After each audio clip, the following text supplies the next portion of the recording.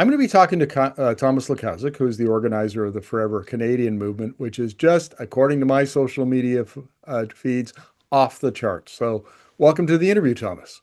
Thanks for having me again. Appreciate it. This is crazy. Everybody I know wants to sign this petition, and the excitement around it is. Did you expect that? No, and more and more people are referring to it as a movement. It's not my plan to build a movement. The goal is simple: get more than 300,000 signatures to put an end to this discussion about separatism, save our economy, and focus on things that really matter in this province. So that's the objective. That's what we are laser focused on. But indeed, it's becoming a movement. Everywhere a table is set up, hundreds of people line up almost instantly, and they stay in lines for long hours to sign this petition, and apparently having quite a good time in those lineups. They drive from very far away to sign this petition. These micro campaigns are popping up everywhere. The mayor of Edson or Hinton, I think it was, set up a table in his driveway on the weekend and had a massive lineup. So it has a life of its own. There's no doubt about it.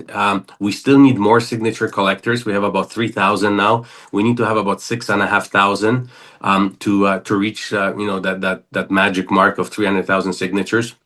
But Albertans are signing up to collect signatures, but we need more. So, my appeal is, yes, we need signatures, but to get those signatures, we need signature collectors. So please go onto our website at forever-canadian.ca and become one of us. Thomas, my daughter called on the weekend. She was standing in line and, to sign the petition. And she said, Dad, I kind of get it, but, explain it in more detail what it is that the petition is about. And so I did that for her because I've interviewed you previously. But I think there are still a lot of people who are a little fuzzy around the process and why the petition is required. So maybe you could give us a brief explanation of that, please. Well, two things. When we get the 300,000 signatures, first of all, it will block any further petitions for 5 years on separatism. So that means we'll get a breather. This topic will fall off the radar, and we will be able to focus on, building our economy, healthcare, education, and then whatever else is important to us as people living in Alberta. And once we send a very strong message, again, to the rest of the country, but particularly to the rest of the world, that separatism is not a threat in Alberta, that most of us are against separatism. That will also, I think, reinstill some confidence in the investment community and then in the business community. Because as you know, if you want to kill an economy, start talking about separatism. It's a pretty effective way of doing that. So my understanding from our previous interviews is that under the old legislation, uh, in order to get a referendum question on the ballot as to whether or not Canada should stay, Alberta should stay in Canada, you have to a question has to be registered with Elections Alberta, and you did it first, and it's very clear what It's your clear. question is. That's right. It has to be registered and it has to be constitutional, right? It has to be lawful. Right. And so if once you get the 300,000 signatures, then the government decides whether or not it wants to put that question on the ballot, correct? That is correct. But government, under the stream that we filed this petition, which is the policies alternative, government actually has an opportunity first to do the right thing. And the premier can bring this before the legislature and introduce an act or a motion declaring that Alberta will not be pursuing any form of separatism.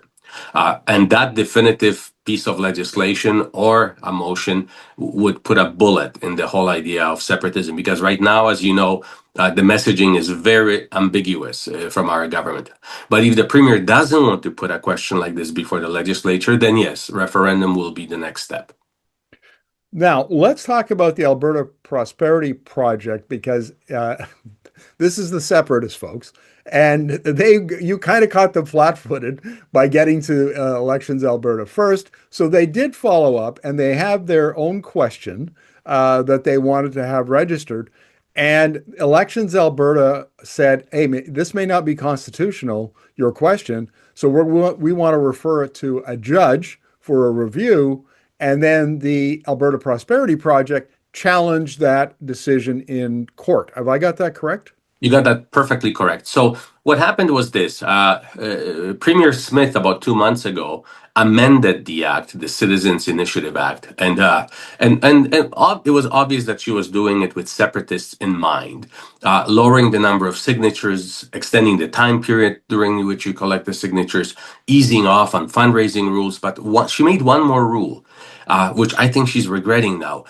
She instructed the Elections Alberta that if they receive a question that they are not sure that is constitutional, then they are to refer that question to court and ask for advice. The court is going to let them know whether it is or isn't constitutional.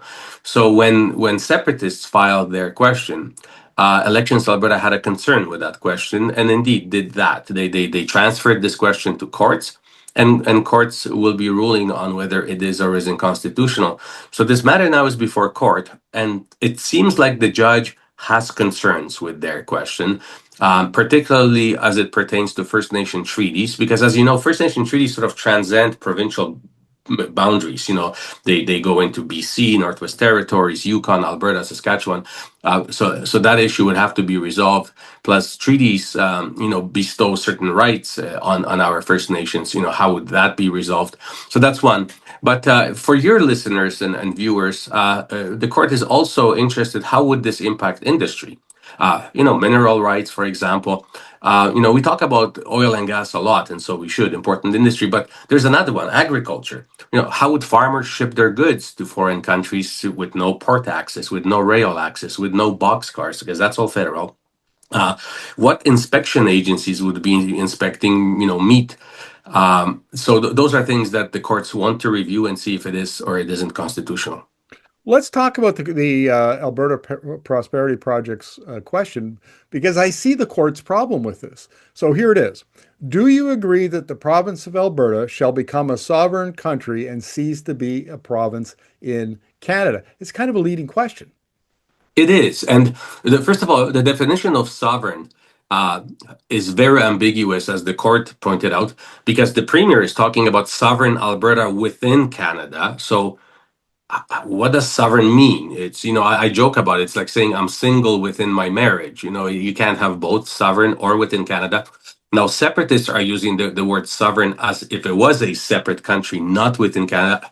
So the court's position is this, that if Albertans are to vote in a referendum, yes or no to separation, they need to know what that question means, number one, and what are the implications of that question to you and me, to our industry, and to all Albertans, but in particular to First Nations. And that is what the court will be examining. The court is doing it very fast. This is not to slow anybody down. But as the judge said, one of the principles of democracy is that when you vote, you should understand what it is that you're voting for or against.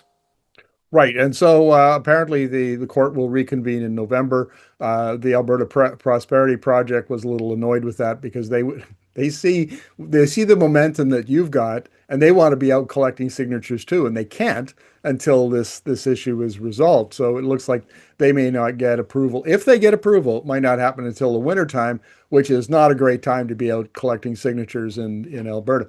Well, Thomas, thank you very much for this. Here at Energy Media, we are completely in support of what you're doing. Good for you, and I all the best, and we'll check in with you in the coming weeks to see how you're doing. Thank you so much. I really appreciate it.